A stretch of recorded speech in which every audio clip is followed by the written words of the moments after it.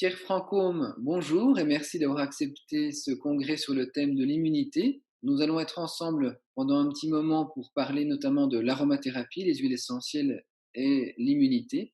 Dans un premier temps, je vais vous laisser vous présenter si vous voulez bien. Eh bien, bonjour à toutes et à tous. C'est avec plaisir que je vais donner donc cette petite conférence sur l'aromathérapie dans le domaine de l'immunité. Alors, je suis spécialiste des huiles essentielles depuis des dizaines et dizaines d'années. Je suis à l'origine de nombreuses nouvelles huiles essentielles qui sont devenues des grands classiques aujourd'hui et que je vous ferai pour certaines découvrir au cours de cette petite heure où nous serons ensemble. Alors, j'ai choisi comme thème pour ce congrès aromathérapie et système immunitaire. Effectivement, énormément d'études, je dirais, sont disponibles aujourd'hui dans ce domaine. Sachez qu'il y a plus de 22 000 publications sur les huiles essentielles et l'aromathérapie à ce jour. Alors, je ferai une sélection de ces huiles essentielles dans ce domaine. Alors, je divise cette conférence en deux parties, en deux volets. Le premier, des plantes aromatiques à l'aromathérapie, parce qu'il est nécessaire de savoir quelles sont les matières premières que nous allons utiliser dans ce domaine. On commencera par la richesse du monde végétal aromatique, ensuite les techniques d'extraction des huiles essentielles, l'aromathérapie scientifique et deuxième volet, l'immunité au cœur de la santé, avec les composantes de l'immunité, stimuler les défenses immunitaires grâce aux huiles essentielles, et enfin, en complément, la para-immunité en soutien de l'immunité, c'est-à-dire donc comment, je dirais, accompagner notre système immunitaire pour qu'il devienne plus efficace contre principalement les virus. Aujourd'hui, donc avec le coronavirus, c'est d'actualité, mais aussi les bactéries, les micromycètes ou champignons, et voire les parasites. Alors, on commence donc ce premier volet des plantes aromatiques à l'aromathérapie. La richesse du monde végétal aromatique et en particulier donc combien y a-t-il de plantes sur la planète? Il y en a à peu près 400 000 qui sont répertoriées. Voilà. Alors bien que cette biodiversité commence à décliner, nous savons que le nombre des plantes purement aromatiques dans ces 400 000 est à peu près de 10%. Donc, nous sommes aux alentours de 30 à 40 000 plantes dites aromatiques. Alors, euh, à côté de cette biodiversité végétale, nous allons parler de biodiversité moléculaire. Effectivement, quelques dizaines de milliers de plantes produisent des substances aromatiques au sein de cellules sécrétrices, simplement en partant de l'eau. Hein, donc, ça, c'est bien disponible sur la planète. Là, nous sommes dans la chimie minérale et de gaz carbonique. Là, nous sommes dans la chimie organique. Voilà. Et grâce à l'énergie du soleil qui est captée par, par les chlorophylles, les xanthophiles de ces plantes vertes, eh bien, se passe ce phénomène de photosynthèse. Voilà. Alors, vous avez ici donc quelques photos que je vous propose pour voir où se situe non pas la photosynthèse, mais la synthèse de ces petits composés organiques volatiles, issus donc de l'association gaz carbonique eau. Ça se situe donc dans des structures spécialisées. Vous voyez ici donc ces structures sur la surface des feuilles, sur la surface des pétales. Alors, première à gauche, poil sécréteur de sauge sclarée. Le nom latin, c'est Salvia sclarea. Donc, c'est la partie aérienne, les feuilles, vous voyez, avec un grossissement quand même assez important. Voilà, donc sur un petit pod, un petit pied, vous avez cette petite vacuole qui est là, qui est remplie de l'essence de sauge sclarée. Et au pied de, de cette petite sphère, vous avez des cellules spécialisées qu'on appelle cellules sécrétrices. Ensuite, vous avez donc un exemple au niveau de la lavande vraie, Lavandula angustifolia. Là, cette fois-ci, cette poche à essence est directement posée, sans pied, sur la surface des feuilles. Et il y a l'équivalent au niveau des pétales des fleurs de lavande. Et enfin, à l'intérieur du végétal, parce que là, nous étions sur l'épiderme, eh bien, c'est le cas des clous de girofle. Alors, sachez que un clou de girofle, en réalité, c'est un bouton floral. Eh bien, vous avez donc cette petite poche à l'intérieur du clou, à l'intérieur du bouton floral. Voilà. Et donc, alors, ce qui veut dire aussi que pour extraire, ça sera un tout petit peu plus long pour pouvoir donc, je dirais, ouvrir des petits canaux qui permettent l'extraction de l'essence qu'il y avait à l'intérieur. Alors, à quoi servent ces substances aromatiques émises par les plantes?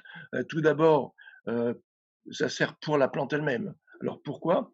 Eh bien, tout simplement, soit pour attirer des insectes qui vont polliniser la plante, ou au contraire repousser les parasites nuisibles, voire même les prédateurs, en particulier les herbivores. Je rajouterai que les dernières découvertes dans ce domaine montrent que lorsque, je dirais donc, il y a cette émission de ces petits composés organiques volatiles, donc ils se diffusent aux alentours de la plante, et les plantes de la même espèce ont comme particularité d'avoir sur leurs feuilles des récepteurs olfactifs. Comme nous en avons au niveau de notre nez, les plantes l'ont au niveau de leurs feuilles, ce qui leur permet aux plantes de communiquer entre elles. Attention, il y a un herbivore qui est ici, et la plante voisine sécrète des substances qui vont un peu repousser l'herbivore, puisque ces odeurs ne sont pas toujours de saveur agréable pour l'animal qui va essayer de le manger. Voilà. Alors, ça sert également pour la plante, je dirais, de défense antimicrobienne, pour se défendre contre des virus, contre des bactéries, voire des micromycètes, c'est-à-dire des micro-champignons. Voilà. Et à la réflexion, eh bien, si c'est utile pour la plante, est-ce que ce ne serait pas utile pour l'homme?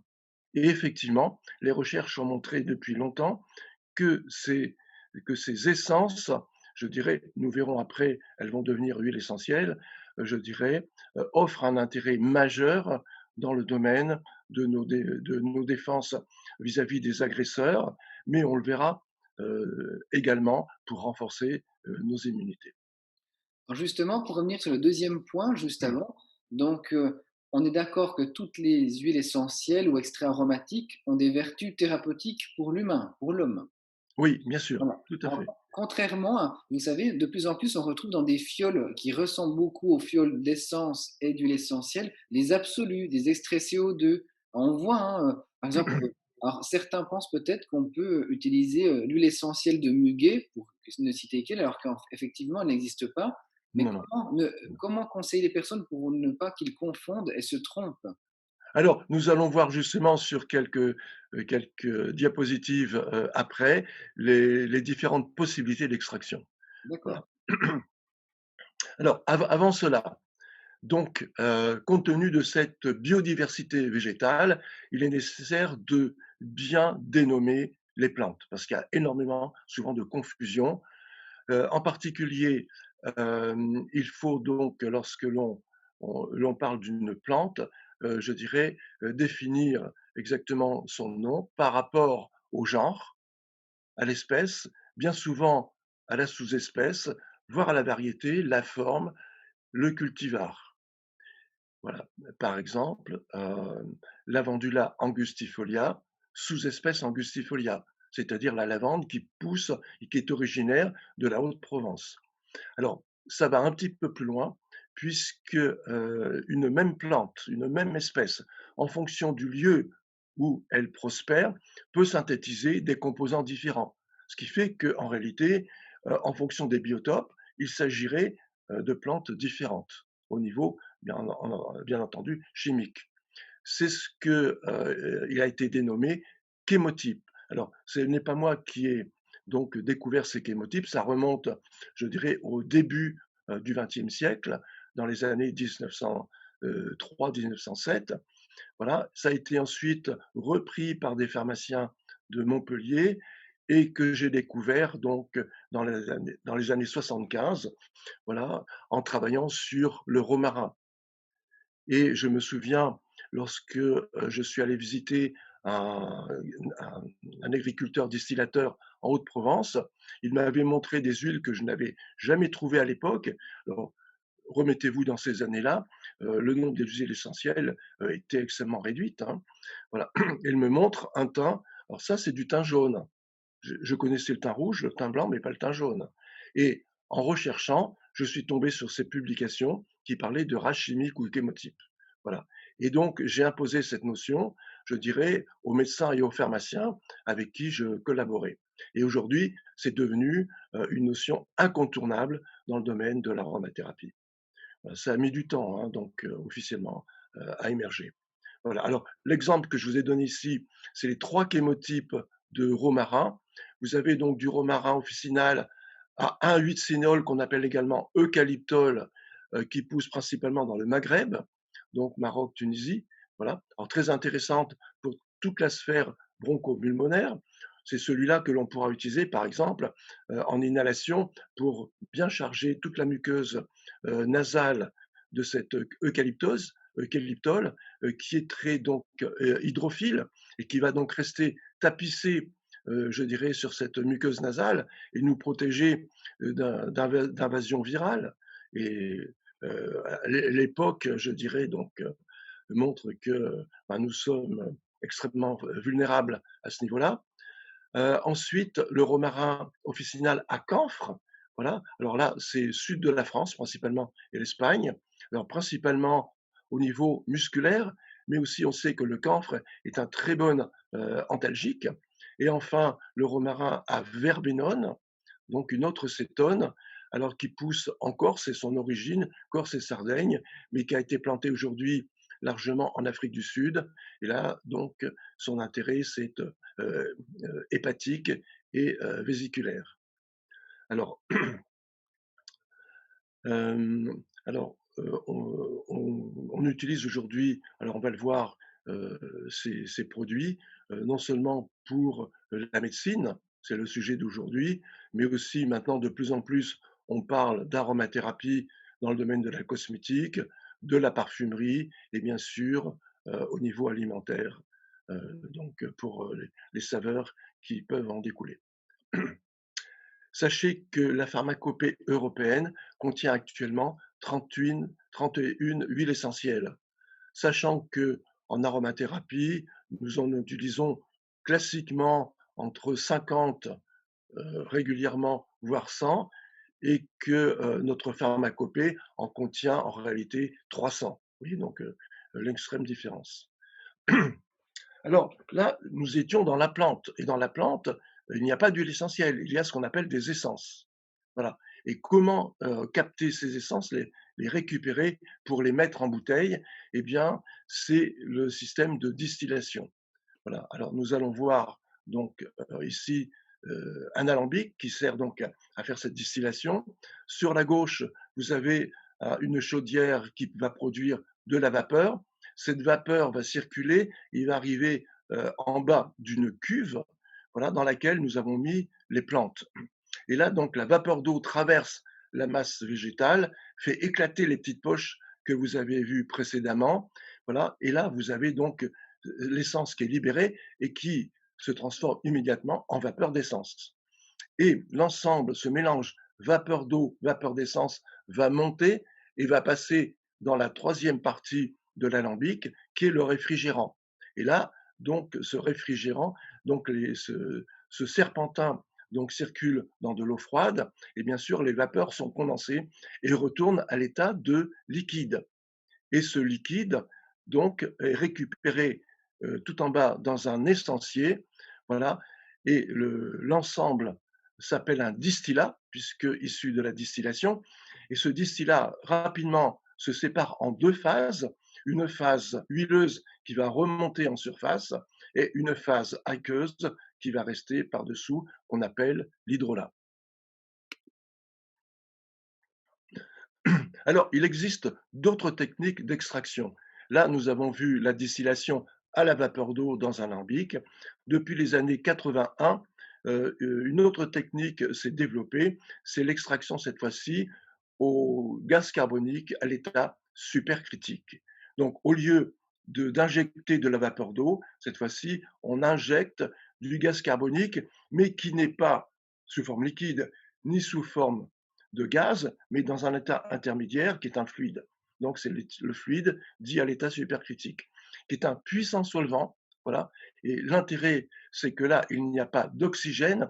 Et ça veut dire qu'au cours de l'extraction, il n'y aura pas de dénaturation des petites molécules volatiles puisqu'il n'y a pas d'oxygène. Voilà. Et en général, il n'y a pas d'eau. Voilà. Donc, alors vous avez sur la gauche, c'est un peu technique, donc ce que je viens d'expliquer entre gaz et liquide, donc avec et en modulant donc la pression, on obtient ce fluide. Et à gauche, vous avez donc le système simplifié, vous voyez, la matière à traiter, on envoie ce fluide, donc, donc qui extrait tout ce qui est donc lipophile, dont l'essence contenue dans la plante. Vous avez un séparateur et on obtient donc un extrait dit par CO2. Alors on les appelle, enfin personnellement, je les appelle huiles essentielles par CO2 supercritique. Le gaz carbonique, je dirais, en général, est récupéré pour certains industriels de sources, je dirais, naturelles, donc de sources volcaniques. Hein, voilà. Et ensuite, il est récupéré et recyclé en permanence. Voilà. Alors, nous allons, alors, avant de passer à l'aromathérapie scientifique, euh, il y a bien sûr d'autres techniques que je n'ai pas expliquées ici pour extraire donc ces essences. En particulier, il y a donc l'extraction au solvant organique qui nous permettra d'extraire principalement les fleurs, de faire l'extraction de fleurs, comme par exemple le jasmin. Parce que le jasmin, si vous distillez, vous avez quasiment aucune huile essentielle, dans la mesure où la quantité de molécules volatiles est extrêmement faible. Voilà. Et là, nous obtenons ce qu'on appelle des absolus nettoyés pour obtenir ce qu'on appelle, non, pardon, des concrètes. Voilà, ce qui nous permet ensuite d'obtenir des absolus florales. Donc, ce qui se fait pour l'osmanthus, qui se fait pour la rose, le jasmin, la tubéreuse, etc., etc. Voilà. Puis encore d'autres techniques, euh, fabrication de pommades, par exemple, par la méthode d'enfleurage. Voilà. Et bien sûr, pour tous les agrumes, l'expression à froid. Alors, parlons maintenant d'aromathérapie. Alors, j'ai utilisé le terme aromathérapie scientifique car elle est basée vraiment sur aujourd'hui la recherche scientifique. Alors, le début de l'aromathérapie scientifique, on peut la situer, je dirais, à la fin du 19e et au début du 20e siècle. Effectivement, euh, les premiers écrits que j'ai retrouvés dans les annales de l'Institut Pasteur datent de la fin du 19e siècle, où déjà on parle d'huile essentielle capable de neutraliser des bactéries pathogènes. La personne qui a créé le terme, qui a forgé le terme aromathérapie en 1935, c'est un chimiste lyonnais, René Maurice Gattefossé. On peut dire qu'il est le premier, alors non, pas le premier, le deuxième père de l'aromathérapie. Voilà. Donc il s'est soigné d'une grave brûlure pour éviter une gangrène grâce à l'huile essentielle de lavande. Et au vu des résultats spectaculaires, ben, toute sa vie, je dirais, il l'a dévolue à la recherche des propriétés des huiles essentielles. Voilà. Alors son livre est un livre précieux qui est aujourd'hui introuvable et c'est le premier qui a parlé des relations structure-activité, ce qui se fait d'ailleurs dans la chimie allopathique. Voilà. Alors, je remonte un tout petit peu quand même en arrière en ce qui concerne l'historique. Euh, Sachez que le premier alambic que nous avons retrouvé date d'à peu près 5000 ans. Il a été retrouvé dans l'Indus. Et donc, vous voyez ce long cheminement, hein, donc, qui a été nécessaire. Et puis, vous avez également donc un médecin alchimiste originaire d'Iran, voilà, qui a donc travaillé beaucoup sur les huiles essentielles. D'ailleurs, c'est lui qui a obtenu la première huile essentielle pure de rose à l'époque et qui a écrit un ouvrage qui est resté longtemps à l'époque un best-seller, qui est le canon de la médecine. Alors ensuite, l'aromathérapie s'est développée et puis il y a eu une chute parce qu'il y a eu la découverte de la pénicilline en 28 par Fleming. Voilà. Et donc, le monde pharmaceutique et médical s'est retourné vers l'utilisation d'antibiotiques. Grâce à Jean Valnet, qui était un médecin militaire, l'aromathérapie a repris des couleurs à l'époque. Et depuis donc Jean Valnet, l'aromathérapie n'a cessé de, je dirais, de se développer. Alors, il a eu des successeurs alors bien connus, en particulier le docteur Paul Belaïch, donc, qui a fait principalement part de son expérience clinique, notamment pardon, sur les maladies infectieuses. Et il a publié en 79 un traité de phytothérapie et d'aromathérapie dans ce domaine, où il a donc passablement parlé également des aromatogrammes, l'équivalent des antibiogrammes. Et puis, à la même époque, donc j'ai connu Valnet, voilà, j'ai commencé donc à utiliser les huiles essentielles, et puis et petit à petit, dans la mesure où, je dirais, les huiles essentielles sur le marché, en pharmacie et en médecine et en maison de diététique étaient peu nombreuses et souvent de mauvaise qualité, je me suis lancé dans le domaine du laboratoire d'aromathérapie. Voilà.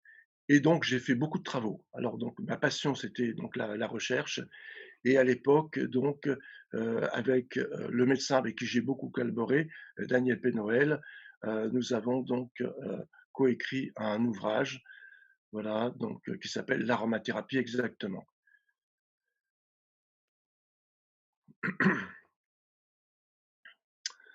Alors, voyons un petit peu maintenant, donc après un peu cette courte historique, heu, les huiles essentielles proprement dites. Alors, lorsque l'on analyse ces huiles essentielles, eh bien, on peut à peu près dénombrer 10 000 composés volatiles odorants, pour l'ensemble de toutes les huiles, bien entendu. Voilà, c'est quelque chose d'énorme. Les Vous avez une biodiversité moléculaire impressionnante parce que nous retrouvons dans ces huiles essentielles quasiment toutes les familles chimiques qu'on pourrait retrouver également dans les médicaments allopathiques, c'est-à-dire donc des hydrocarbures, des alcools, des phénols, des aldéhydes, des cétones, des quinones, des phtalides, etc., etc. Voilà. De ce fait, il est important, avant d'aller visiter les propriétés thérapeutiques, de bien connaître le profil de chaque huile essentielle. Et ceci se fait principalement par chromatographie en phase gazeuse. Alors c'est une technique que je connais bien puisque j'étais présent au tout début de cette chromatographie, lorsqu'on avait encore des colonnes remplies que l'on remplissait nous-mêmes. Et à l'époque, c'était également le début de la spectrométrie de masse qui nous permet d'identifier chaque type de composant et leur donner donc une structure particulière. Voilà, donc ce que nous faisons systématiquement, c'est une chromatographie pour avoir l'empreinte, je dirais donc le fingerprint de chaque huile essentielle. Effectivement, c'est indispensable et aujourd'hui, il n'y a plus de publication sans que l'on donne, je dirais, le profil de l'huile que l'on va utiliser pour la recherche. Alors, les, les propriétés des huiles essentielles sont principalement liées aux propriétés de chacun des composants majeurs ou mineurs. Voilà. Par exemple, pour la lavande, vous avez 2 composants majeurs, le lévolinalol, l'acétate de lévolinalyle, mais aussi des composés mineurs qui sont des coumarines, qui sont à 0, quelque chose, mais qui n'en sont pas moins actives, en particulier comme anti-inflammatoires. Voilà. Alors bien sûr, il faudra rechercher la toxicité. Est-ce que l'huile essentielle est toxique ou non, bien entendu, hein. Voilà. Donc, jusqu'à présent, nous avons parlé de biodiversité végétale, de biodiversité moléculaire. Voilà. Ce que je voulais dire, c'est que la lavande, par exemple, contient plus de 1100 composants différents, ce qui est, euh, ce qui est impressionnant. Alors, tous les composants ne sont pas intéressants, sauf au niveau olfactif. Et là, nous allons parler maintenant de biodiversité biologique. Alors, les dernières décennies nous ont permis de classer les substances aromatiques et par la suite, donc, les huiles essentielles qui les contiennent dans différentes classes pharmacologiques. Voilà. Alors, je vous ai parlé donc des anti-infectieux, mais il y a aussi donc des anti-inflammatoires, un sujet qu'on a énormément travaillé, etc., etc. Voilà. Alors, comme exemple, je vais vous donner donc la classe des antalgiques périphériques. Ce sont des données partielles. Voilà, donc c'est un résumé. Alors sachez que nous recherchons systématiquement les cibles pharmacologiques. Dire c'est anti-algique, c'est anesthésique, c'est anti-douleur, oui, mais quelle est la cible? Alors, dans ce cadre-là, eh bien, vous avez les premiers qui inhibent les facteurs algogènes de l'inflammation, et en particulier sur un facteur de transcription nucléaire qu'on appelle NF-κB. Voilà. Là, nous avons dans les familles chimiques actives soit des aldyles, soit des phénols. En l'occurrence, molécules actives, les citrales, qui sont donc des aldéhydes, voilà, qu'on retrouve dans certaines huiles essentielles, dont l'Itsea citrata ou l'Itsea cubeba, que l'on appelle la lycée citronnée. Pour les phénols, c'est principalement le génol, là, donc que vous connaissez bien, puisque c'est l'odeur un petit peu qu'il y avait chez les dentistes en général, c'est Sigisium aromaticum, le clou de girofle. Ensuite, on peut inhiber cette fameuse cyclooxygénase 2, dont on parle tant aujourd'hui dans le cadre du coronavirus. Voilà. Là, vous avez donc plusieurs familles chimiques intéressantes. D'abord, celle des esters avec le salicylate de méthyle de la Golterie, Golteria fragrantissima, qui est originaire du Népal, et toujours le génol, donc avec le clou de girofle. Ensuite, on peut également inhiber une enzyme qu'on appelle la hénosynthase inductible. Elle est induite au cours de phénomènes inflammatoires.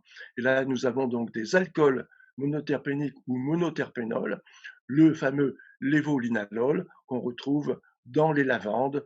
Ici, j'ai pris préférentiellement Lavandula latifolia ou Lavandula spica, qui est la lavande aspic.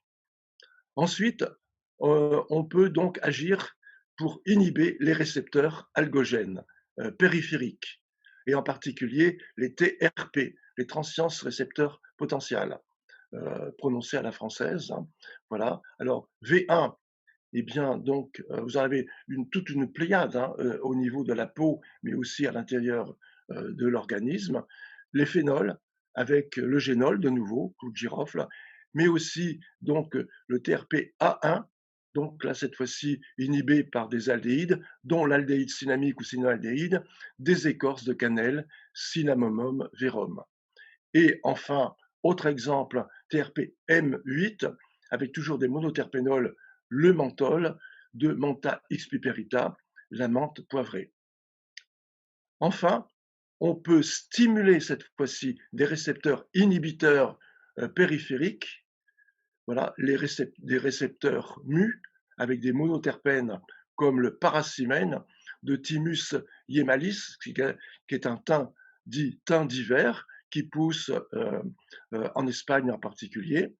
Voilà. Et puis des récepteurs delta Donc, alors tous ces récepteurs sont des récepteurs opioïdes, hein, voilà, donc périphériques, avec des sesquiterpènes, en particulier le furano-eudesmadiène de Commiphora myrrha, variété molle-molle, c'est-à-dire donc l'huile essentielle de myrrhe amère.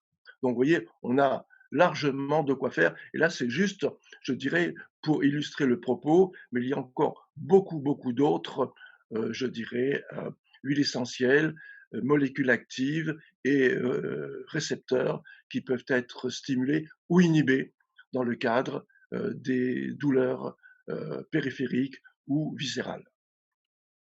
Voilà. Alors, quels sont les sujets d'actualité pour l'aromathérapie?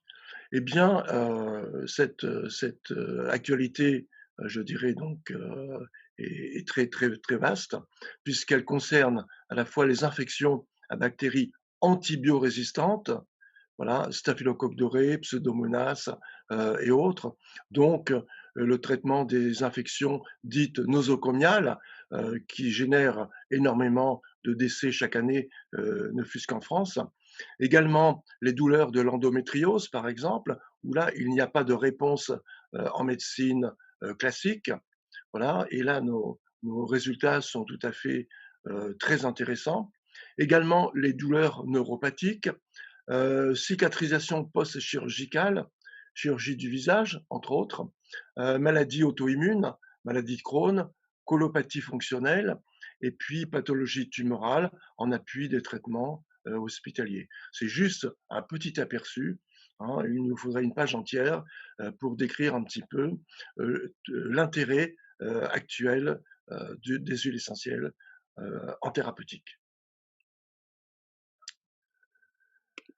Alors, voyons maintenant donc l'intérêt des huiles essentielles dans l'immunité, qui est au cœur de la santé. Sans immunité, je dirais, il n'y a pas de possibilité de guérison. Alors, quelles sont les composantes de l'immunité? Eh bien, comme vous le savez, on sépare l'immunité en deux parties.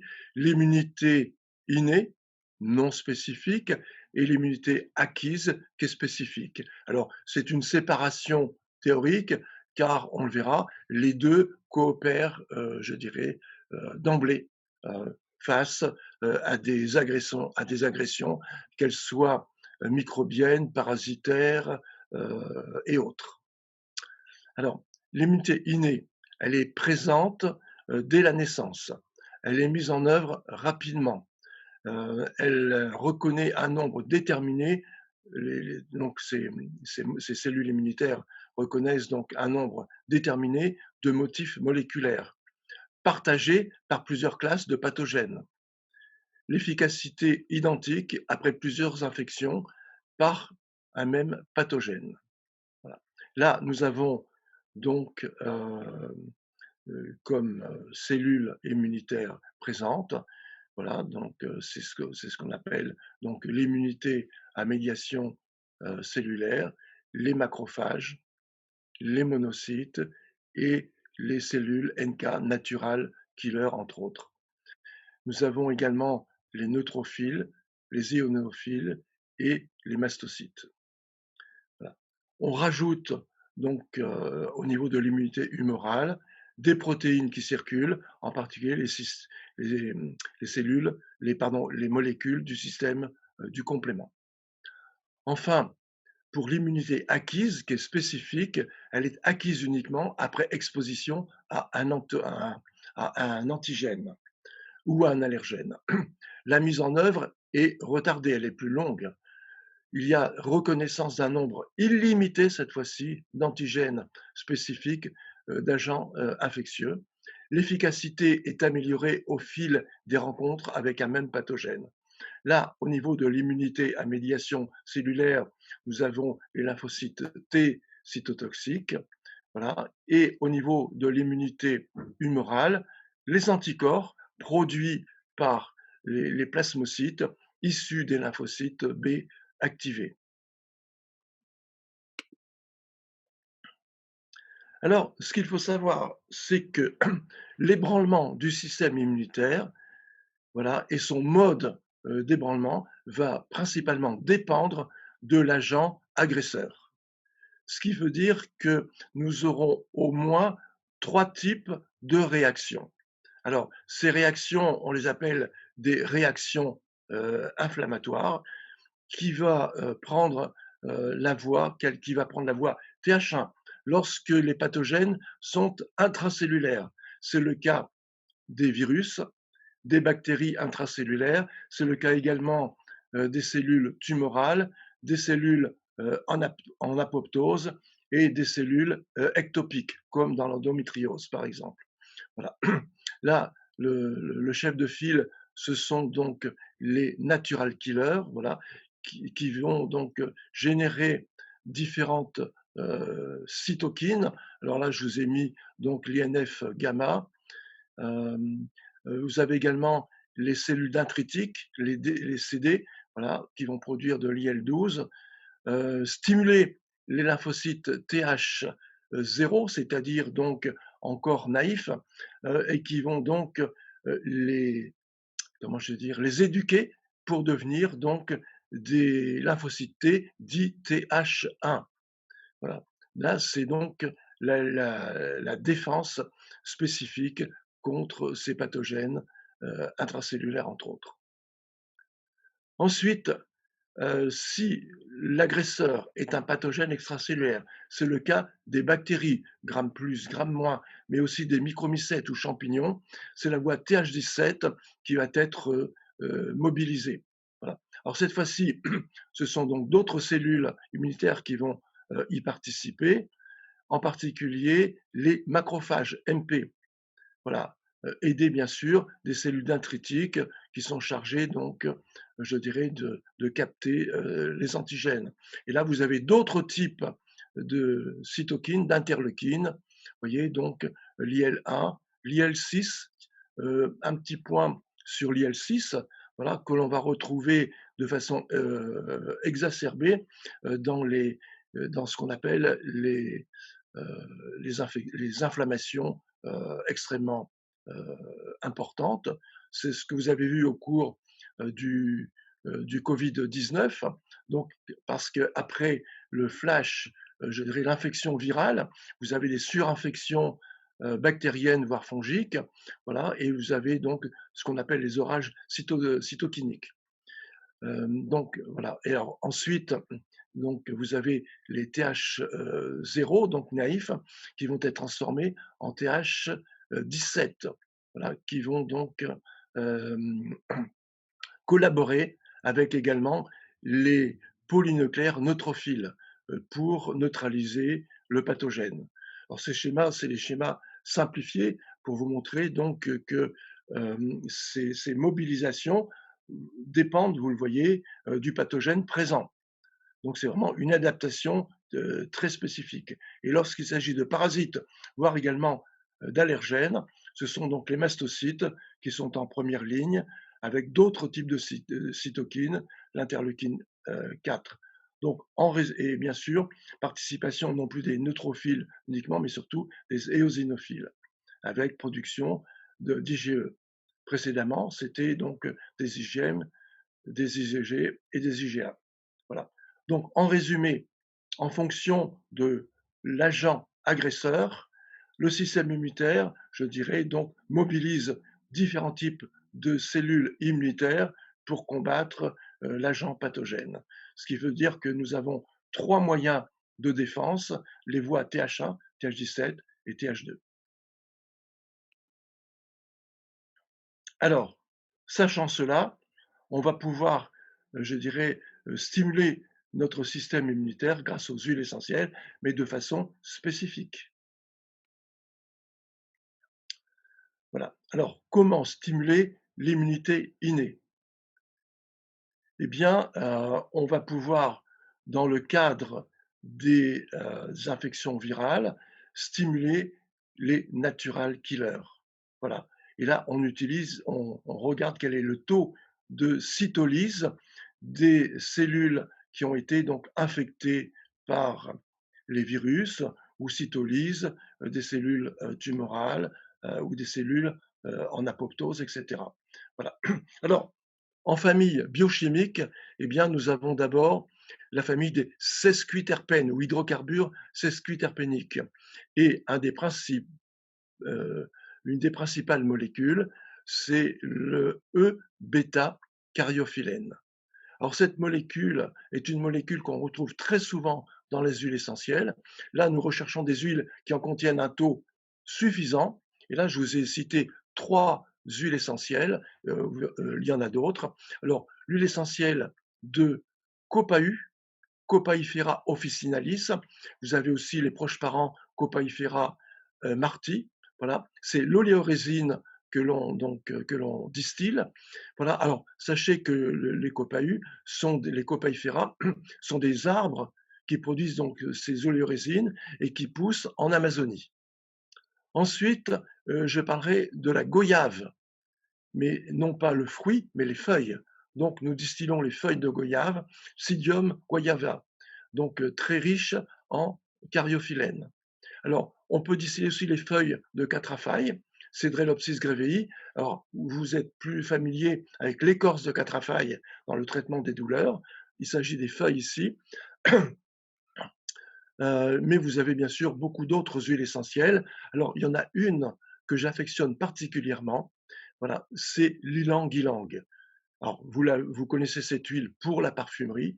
Elle est de plus en plus utilisée en thérapeutique, compte tenu de ses propriétés, je dirais, aujourd'hui, que je pense incontournables. Effectivement, les fleurs de ylang-ylang sont distillées, voilà, mais vous savez que c'est une distillation très particulière, puisqu'on peut séparer, la distillation dure entre 20 et 24 heures, vous voyez, mais on peut très bien séparer les différents moments de la distillation pour aller vers les moments, je dirais, plus tardifs de la distillation, ce qui fait qu'on obtient ce qu'on appelle des ylang-ylang deuxième et troisième, donc les fractions les plus lourdes de l'huile essentielle. Voilà. Et cette huile ylang-ylang deuxième, troisième est très riche en bêta-cariophyllène. Ensuite, toujours pour stimuler les natural killers, vous avez donc des monoterpènes. Là, je vais citer le dextro-alpha-phélandrène, que l'on retrouve dans plusieurs huiles essentielles. Alors, la muscade d'Afrique, alors à ne pas confondre avec la muscade originaire d'Indonésie, hein. Voilà, il s'agit ici de Monodora myristica. Voilà, ce sont les graines qui sont distillées. Voilà, c'est un arbre qui poussent dans l'Afrique de l'Ouest. Voilà. Et puis, bien sûr, les baies roses, ben, vous les connaissez bien puisque vous en mettez souvent, je dirais, sur les saumons, les poissons, etc., avec un goût très, très, très agréable. Son nom latin, c'est Chinus molle. Ce sont donc les baies qui sont distillées, très riches en alpha-phélandrène. Et vous voyez, donc, intéressant, puisque un très bon stimulant des natural killers. Ensuite, vous avez des esters, dont l'acétate de linalyle, alors un peu moins actif, certes, que le bêta-cariophyllène précédemment dénommé. On retrouve cet acétate de linalyle en particulier dans la lavande vraie, Lavandula angustifolia. Ce sont les sommités freuleries qui sont distillées. Voilà. Ensuite, les macrophages. Donc là, nous allons stimuler la phagocytose. Alors, on peut stimuler donc cette phagocytose, de nouveau avec des monoterpènes. Et là, nous avons déjà dénommé précédemment le dextroalpha-phélandrène. Je ne vais pas revenir sur ces deux huiles essentielles, muscade et baie rose. Je vais directement sur une autre famille biochimique qu'on retrouve dans les huiles essentielles, qui est celle des vanilloïdes. Et là, vous avez donc 3 vanilloïdes possibles, gingérol, chogaol et paradol. Alors, gingérol vient du nom anglais du gingembre, ginger, voilà, et cette molécule, on la retrouve dans l'huile par CO2 ou même l'huile essentielle, tout simplement, de gingembre frais, Zingiber officinale rhizome. Également, à côté des gingerols, vous avez des shogaol. Alors, shogaol vient de shoga, qui est le nom japonais du gingembre. Et puis les paradols, ça vient de graines de paradis. effectivement, nous distillons des graines de paradis, c'est-à-dire donc de maniguette, Inframomum melegueta, voilà, qui est un cousin germain du gingembre, mais qui pousse en Afrique de l'Ouest, et très connu dans toute cette Afrique de l'Ouest. Voilà, ça a été donc appelé graine de paradis parce que, comment je vais dire, elle offrait des propriétés exceptionnelles dans de très très nombreux domaines. Et lors, je dirais, lorsque les Noirs étaient capturés pour être expédiés en Amérique, ceux-ci donc cachaient dans leur ceinture ces graines, et on retrouve maintenant cette huile essentielle, ou tout au moins cette plante, bien connue aux Amériques. Ensuite, on peut stimuler les neutrophiles. Voilà. Alors, en particulier, non seulement leur activité oxydante, mais aussi, ils produisent bien sûr beaucoup d'autres constituants pro-inflammatoires. Alors là, nous avons des aldéhydes, et en particulier l'aldéhyde cinnamique de la cannelle, Cinnamomum verum écorce. Voilà. Et puis, il y a aussi des acides qui stimulent donc ces neutrophiles. C'est l'acide cinnamique. Alors cette fois-ci, ce n'est plus une huile essentielle, c'est une alcoolature de benjoin, Styrax benzoé, voilà, que l'on peut également donc utiliser à cet effet. Une petite remarque, voilà. Euh, il y a donc deux huiles essentielles importantes en aromathérapie, classiquement utilisées pour combattre des infections bactériennes. Vous savez, c'est l'écorce de cannelle et l'huile essentielle de thym à thymol, dont je n'ai pas parlé présentement. Euh, Grande différence entre les deux. Voilà. Lorsque l'infection, je dirais donc, est à son tout début, on a intérêt à neutraliser la bactérie pathogène et à stimuler le système immunitaire, dont les neutrophiles.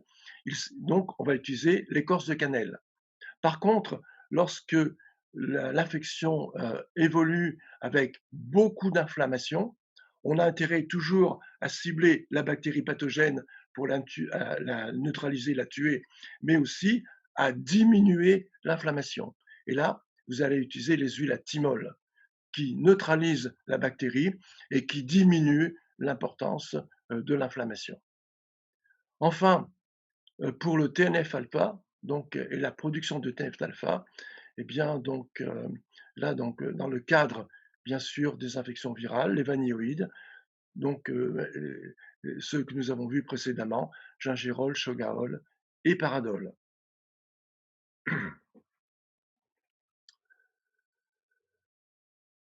Voilà, alors ce n'est pas tout. On peut également jouer sur l'activation des cellules dendritiques. Voilà. Là, nous avons de nouveau des monoterpènes. Alors, vous voyez donc que ce ne sont pas du tout les mêmes monoterpènes qui vont jouer. Ici, il s'agit du Z-calaménène, voilà, que l'on retrouve dans plusieurs huiles essentielles. Alors, je vais surtout focaliser sur deux huiles particulières. Le manuka, l'huile de manuka, vous connaissez le miel de manuka. Là, il s'agit de son huile essentielle. On distille les rameaux feuillés et fleuris, Leptospermum scoparium, qui a un autre avantage, c'est en même temps un puissant antiviral. Et les molécules, alors c'est pas le calaménène, c'est d'autres molécules de cette huile, peuvent agir également pour neutraliser les virus lorsqu'ils sont à l'intérieur de la cellule hôte, voilà, pour neutraliser la production des virions. Et puis vous avez également le bois de cade, Juniperus oxycedrus. On peut également travailler et activer donc les lymphocytes T qui vont donc produire un peu plus d'interférons gamma. De nouveau, avec l'alpha-félandrène des muscades d'Afrique et de Bérose, voilà, mais aussi des diterpénoïdes. Alors, ce sont des molécules à 20 atomes de carbone. C'est la limite de la volatilité. Voilà, là, nous avons l'insensol oxyde, voilà, qu'on retrouve cette fois-ci dans d'autres olérésines, celle d'encens des Indes, donc là que nous extrayons par CO2, puisque ces molécules sont plus lourdes et moins volatiles, donc c'est la méthode, je dirais, idéale pour faire un extrait parfait. Boswellia serrata, donc c'est l'encens des Indes, voilà, qui contient également des acides boswelliques. Et puis vous avez aussi l'encens de Somalie, Boswellia sacra, toujours donc son élurésine. Donc vous voyez, les encens sont très utiles pour doper nos immunités. Voilà.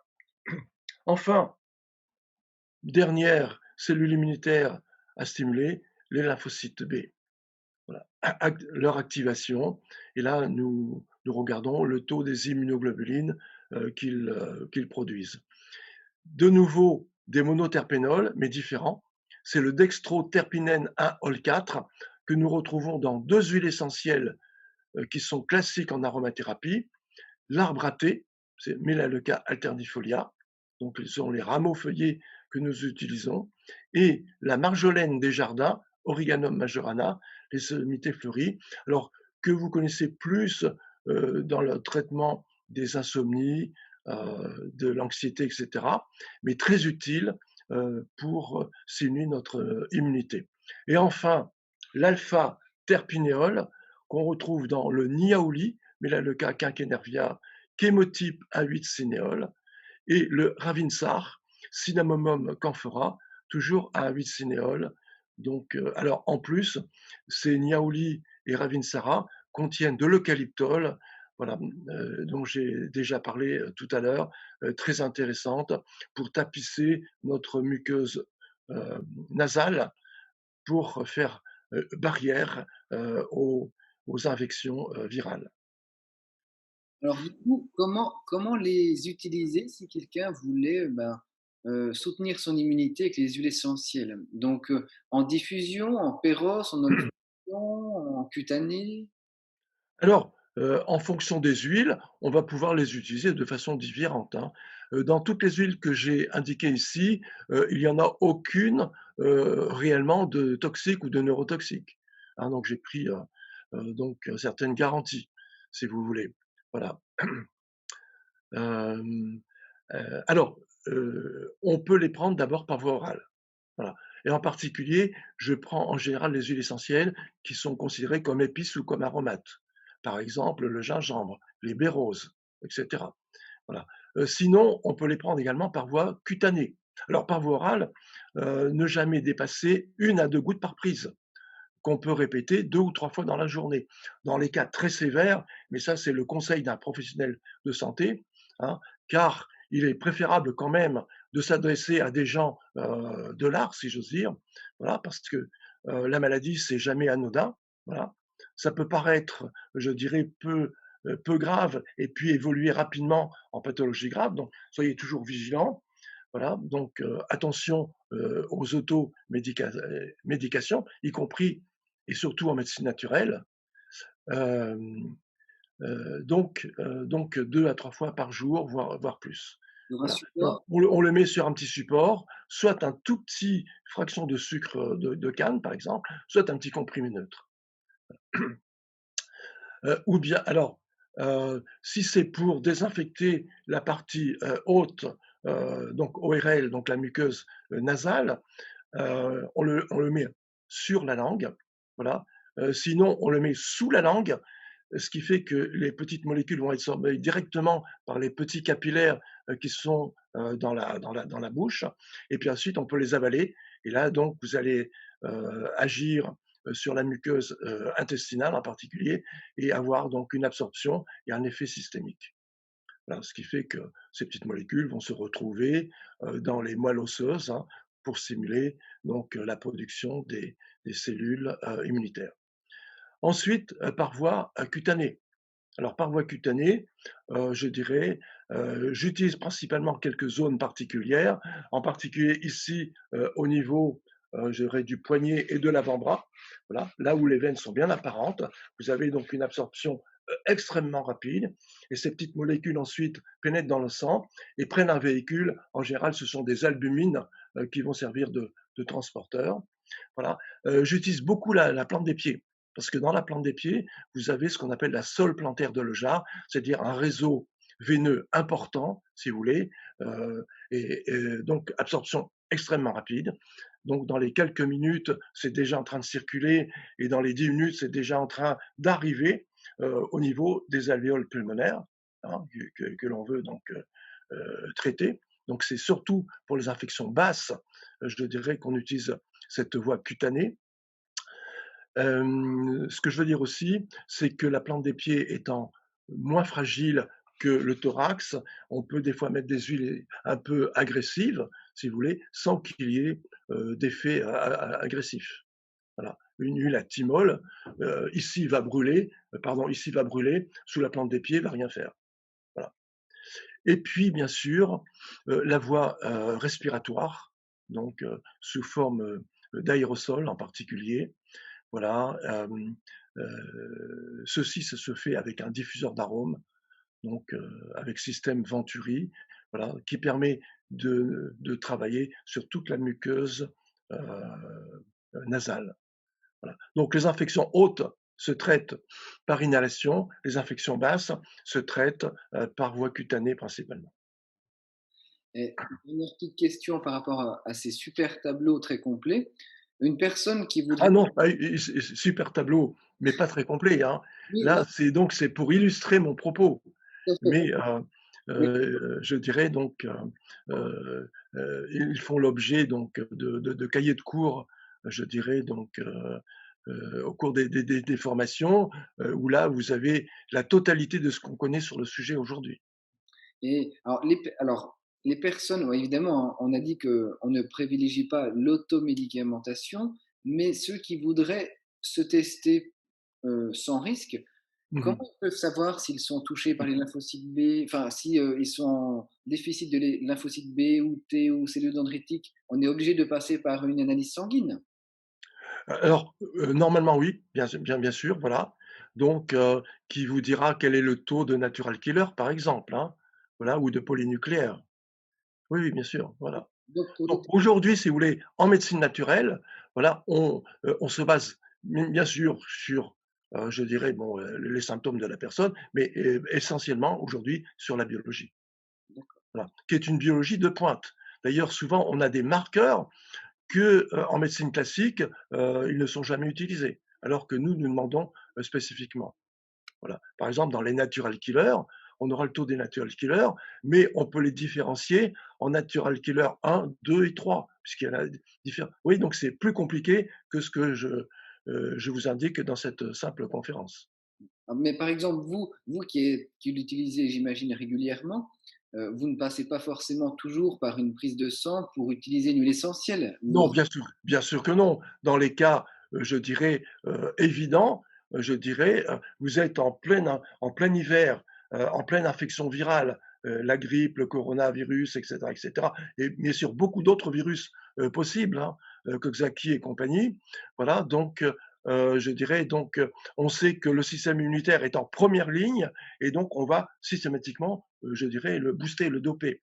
Voilà donc pour que parce que c'est lui qui fait le travail, hein.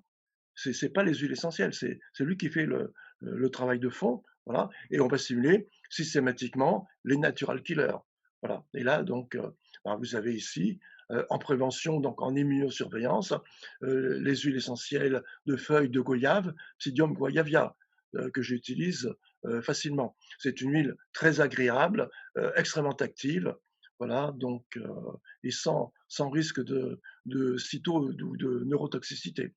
Voilà. On va stimuler également les macrophages.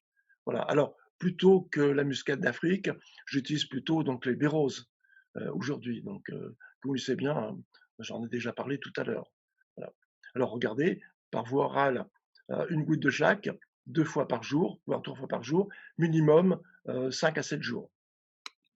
Alors, là aussi, pas à n'importe quel moment, parce que si l'infection a déjà beaucoup évolué, stimuler les natural killers ne sert plus à rien. Regardez ici cette courbe. Voilà. Vous avez au départ donc la contamination. Au départ, voilà, les natural killers arrivent, je dirais donc très très vite pour faire face à l'infection virale, voilà, et ensuite ça retombe. Vous voyez, donc c'est maximum au troisième jour, mais quatrième jour, cinquième jour, c'est plus eux qui sont intéressants.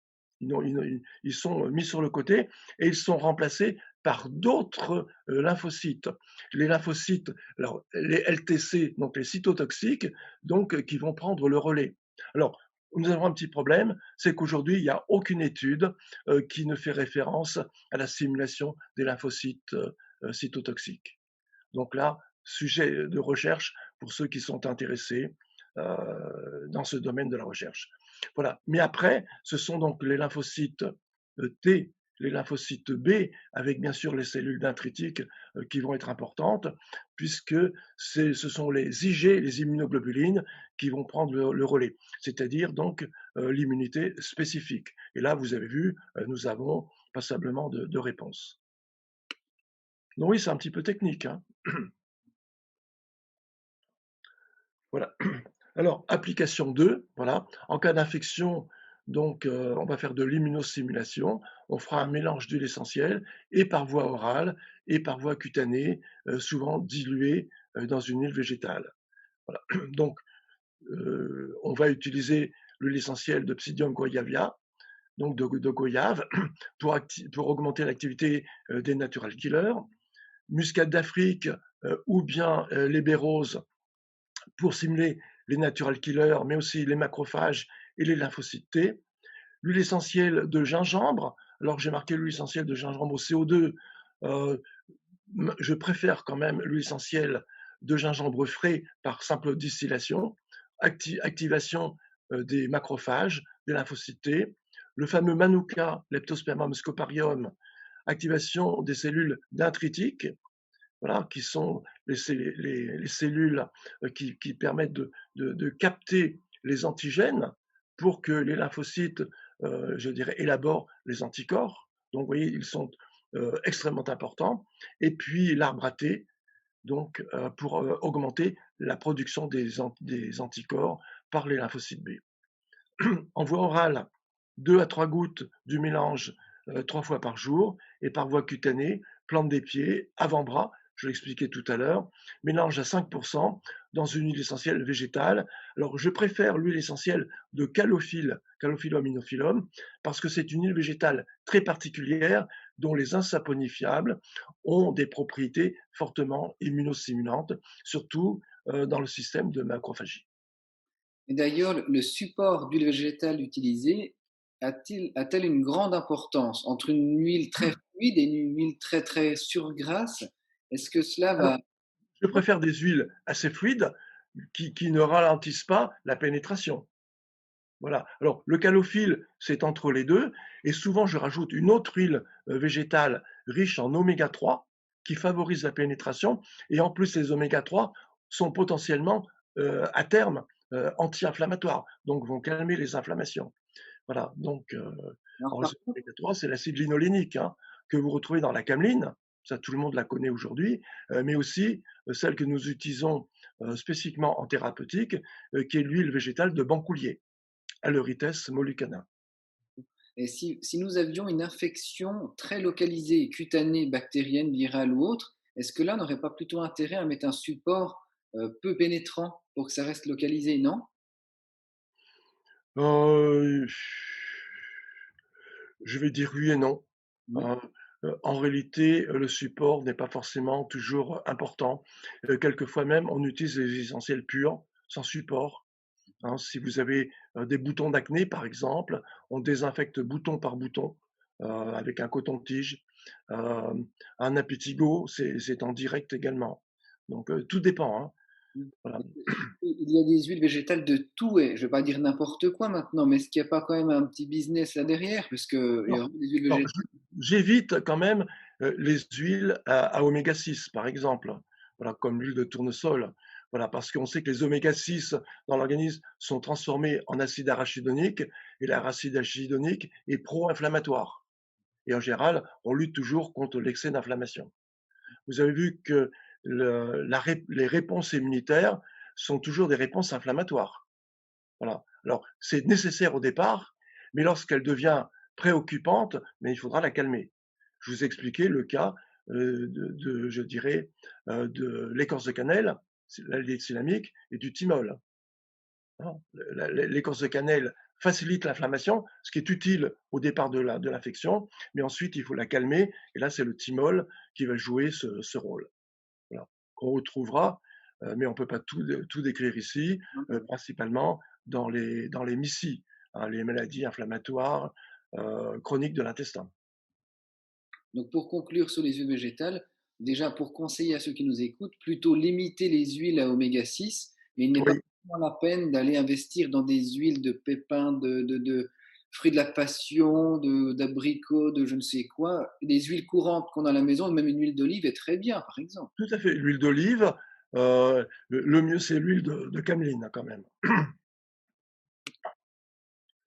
Voilà, alors quelques photos. Voilà, donc alors là vous avez alors le gingembre, c'est une gingibéracée. Le manuka, c'est une myrtacée, vous voyez, alors les fleurs sont extraordinaires. Alors là aussi, vous avez les bonnes et les moins bonnes huiles essentielles de manuka, car sur le marché, vous avez le meilleur et le pire, hein.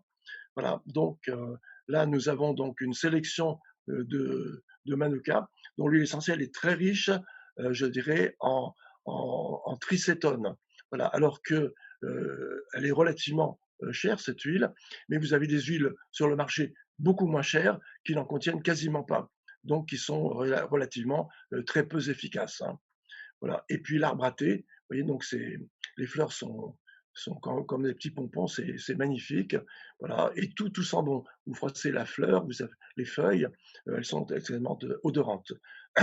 Alors, le gingembre est d'origine asiatique, le manuka, Nouvelle-Zélande, et l'arbre à thé, son origine, c'est l'Australie. Voilà, alors un petit peu de para-immunité en soutien de l'immunité. Donc là, nous avons stimulé nos immunités, c'est elles qui font barrière face aux infections microbiennes et parasitaires. Bien. Mais est-ce que l'on ne peut pas en même temps essayer de neutraliser directement donc les virus les bactéries et les micromycètes? Voilà. Eh bien, quelques exemples ici. Voilà, donc comme cible pharmacologique, les bactéries. Voilà. En premier lieu, donc, vous avez, je commence par l'aldéhyde, les aldéhydes aromatiques avec l'aldéhyde cynamique de la cannelle de Ceylan. Donc, quasiment, cette huile essentielle neutralise la large spectre d'action. Quasiment toutes les bactéries pathogènes, gram plus et gram moins, je dirais, sont inhibées par cette molécule et cette huile essentielle. Voilà. Mais elle booste en même temps donc les polynucléaires neutrophiles qui vont générer des radicaux libres qui vont aller tuer également les bactéries. Voilà, 2-3 jours. Et après, on prend le relais avec les phénols. Les phénols, alors là, vous en avez toute une série. Le thymol, bien connu, qu'on retrouve dans le thym thymol, Thymus vulgaris, chémotype thymol. Le carvacrol, l'origan compact, Origanum compactum.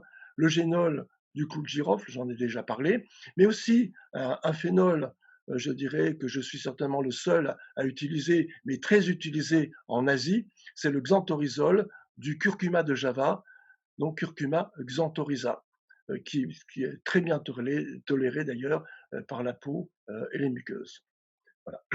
Alors là, donc, ces phénols neutralisent les bactéries pathogènes, mais ont un rôle également anti-inflammatoire, c'est-à-dire qu'elles vont calmer l'excès d'inflammation.